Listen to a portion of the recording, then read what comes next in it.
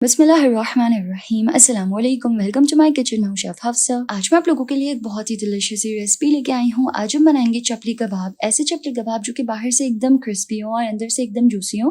मैंने ना मालम जब्बा में चपली कबाब खाए थे, ठंडी ठंडी बर्फ में गर्म गर्म चपली कबाब। ऐसे थे ना कि मैं आपको बता नहीं सकती। तो उसी को माइंड में रख के मैंने एकदम परफेक्ट चपली कबाब की रेसिपी बनाई है कि ये टूटे भी ना, एकदम परफेक्ट बने। तो रेसिपी का कोई भी पार्ट मिस मत कीजिएगा। आइए इसको बनाना स्टार्ट करते हैं। रेसिपी स्टार्ट करते हैं। चपली कबाब बनाने के लिए ना पहले हम तमाम जो चीज़ें वो तैयार कर लेंगे, उसके बाद जो है चपली कबाब आराम से जो है वो बन जाएंगे। तो उसके लिए सबसे पहले यहाँ पे मेरे पास है प्याज। मैंने 4 प्याज को जो है वो सिंपल छिलका उतार लिया है और 4 पीस में इस तरीके से कट कर लेंगे।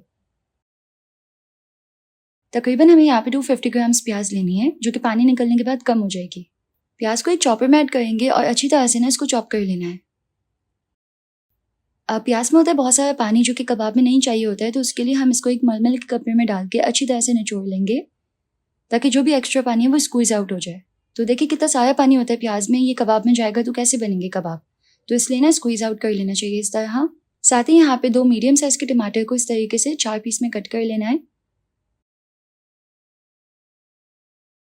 और दरमियान में जो इसका सीड वाला हिस्सा होता है ना उसको इस तरीके से निकाल लेना है।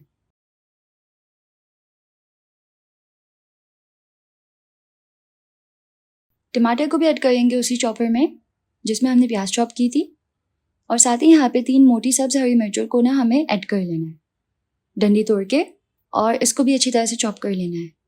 जब भी चॉप हो जाएगा तो इसको एक छन्ने में निकाल के स्क्वीज आउट कर लेंगे ताकि इसमें भी जो भी एक्स्ट्रा पानी है वो निकल जाए।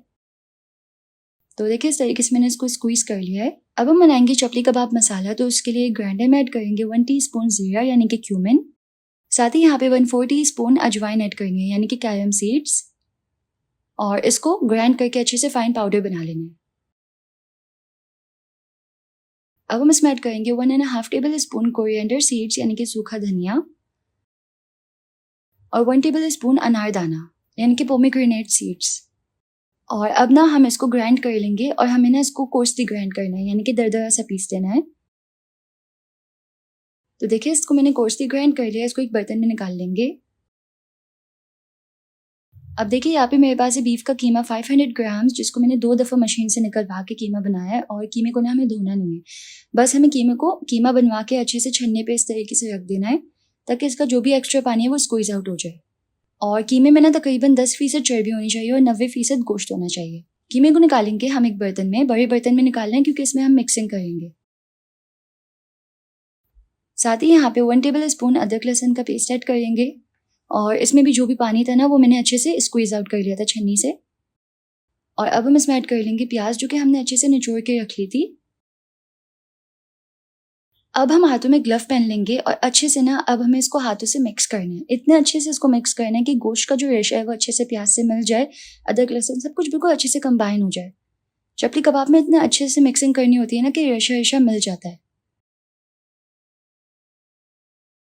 तो मैंने इसको तकरीबन 5 मिनट के लिए अच्छे से मिक्स किया है। बिल्कुल अच्छे से ना, पहले ये कंबाइन नहीं लग रहा था लेकिन अब जो प्याज है वो गोश्त में बिल्कुल अच्छे से मिक्स हो गई है। इस तरह देखें। अब हम इसमें ऐड करेंगे चपली कबाब का जो मसाला हमने बनाया था, लेकिन इसमें थोड़ी सी और चीज़ें वो हम ऐड करेंगे। और साथ ही यहाँ पे ऐड करेंगे 1 टीस्पून कुटी हुई लाल मिर्च यानी कि क्रश्ड रेड चिली। अब हाथ में ग्लव पहन के ना इसको अच्छे से मिक्स कर लेंगे वापस से। मसाले को बिल्कुल अच्छे से कबाब में मिक्स कर लेना है। तो ये अच्छे से हो गया है। साथ ही हमें यहाँ पे नमक ऐड करना है 1 टीस्पून और अच्छे से इसको मिक्स कर लेना है। नमक टेस्ट के मुताबिक कम ज़्यादा कर सकते हैं। अब जो हमने टमाटर और मिर्चों को कूट के अच्छे से उसको स्क्वीज करके रखा था ना वो भी इसमें ऐड कर लेंगे और अच्छे से इसको मिक्स कर लेना है। मिक्सिंग हमें हर स्टेज में करनी है इसकी।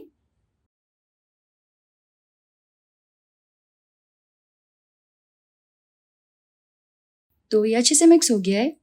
अब हम इसमें ऐड करेंगे मकई का आटा 1/2 कप, जो कि ना कलर में इस तरीके से वाइट होता है लेकिन मकई का आटा होता है, ये कॉर्नफ्लावर नहीं होता, मेज फ्लावर होता है। और इससे ना कबाब का फ्लेवर भी ख़राब नहीं होता। तो हमें यहाँ पे मैदा या बेसन जो है वो यूज़ नहीं करना, कमर्शियली भी मकई का आटा ही यूज़ होता है, तो वही इस्तेमाल करेंगे तो वैसा फ्लेवर आएगा जैसे हमें होटल से आता है। तो अच्छे से ये मिक्स हो गया है देखें। और जो मिक्सचर है ना वो चपली कबाब का एकदम एक जान लगना चाहिए, सब कुछ एकदम कंबाइन होना चाहिए इस तरह। तो देखिए बिल्कुल अच्छे से मिक्सचर जो है वो चपली कबाब का रेडी है। अब कबाब बनाने के लिए हम हाथ में इस तरीके से गोला बना लेंगे और इसको इस तरीके से किसी प्लेट में रखेंगे। प्लेट को चाहे तो हल्का सा ग्रीस भी कर सकते हैं और अच्छे से रख के ना इसको एकदम चिपटा कर लेना है। हाथ में इतना अच्छा नहीं होगा जितना प्लेट में हो जाएगा। बिल्कुल अच्छे से इसको इस तरीके से देखें शेप देते हैं अच्छे से, क्योंकि जो बाहर भी चपली कबाब बनाते हैं ना वो तवे पे रख के शेप देते हैं। हमारे पास इतना बड़ा तवा नहीं है तो हम ये प्लेट में कर सकते हैं और इस तरीके से हम प्लेट को उल्टा करके हाथ में कबाब निकाल लेंगे। अब मैंने एक तवे में तेल गरम कर लिया है और सिंपल इसमें हम ये कबाब ऐड करेंगे। तेल जो है वो अच्छे से गर्म होना चाहिए। गर्मा गर्म तेल में हमें ये कबाब ऐड करना है और इसके ऊपर इस तरीके से ऑयल ऐड करना है। अक्सर लोग जो है ना चपली कबाब को बीफ की चर्बी को पिघला के तेल बना के उसमें तलते हैं। अगर आप वो चाहें तो वो भी कर सकते हैं, लेकिन सबको पसंद नहीं होता तो आप अपने चॉइस के मुताबिक कर सकते हैं। इस तरह भी ये बहुत ही औसम बनता है। तो 2 मिनट के लिए इसको अच्छे से मीडियम फ्लेम पे पकाएंगे। जब ये नीचे से एकदम अच्छे से क्रिस्पी हो जाएगा ना तो इसकी साइड चेंज करके दूसरी तरफ से भी इसको अच्छे से फ्राई कर लेंगे। और देखिए कबाब जो है वो बिल्कुल भी नहीं टूटेगा और दोनों तरफ से अच्छे से ये क्रिस्पी हो गया है। बहुत ही डिलिशियस से चपली कबाब जो है वो रेडी है। पहले एक इस तरह फ्राई कर ले। देखिए माशाल्लाह से एकदम परफेक्ट बन के रेडी हुआ है। अब अल्हम्दुलिल्लाह हमने एक बना लिया ना, तो अब इस तरीके से हम जो है इसकी क्वांटिटी बढ़ा सकते हैं ताकि ना वो हमसे फिर ज़्यादा भी हैंडल हो पाएंगे। तो अब हम ऐड करेंगे 2। गर्मा गर्म तेल में 2 कबाब ऐड करें और अच्छे से ना देखें कबाब के ऊपर हमें गर्म गर्म ऑयल ऐड करना है इस तरह, क्योंकि ये डीप फ्राई होते हैं, लेकिन इस तरीके से किसी खुले बर्तन में। और एक तरफ से जब ये अच्छे से क्रिस्पी हो जाएंगे तो इसकी साइड चेंज करके हमें इसको दूसरी तरफ से क्रिस्पी करना है। एक साइड से हमें इसको तकरीबन 3 से 4 मिनट के लिए पकाना है मीडियम फ्लेम पे।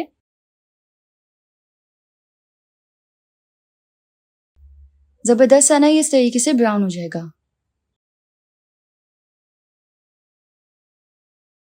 तो देखिए कितना जबरदस्त सा चपली कबाब जो है वो रेडी हुआ है। एकदम परफेक्ट लग रहा है, उसमें से बहुत ही अच्छी खुशबू आ रही है। इसी तरीके से ना हम तमाम चपली कबाब फ्राई कर लेंगे और लास्ट में इसी तेल में हम फ्राई करेंगे अंडा। अंडे को डीप फ्राई कर लेंगे।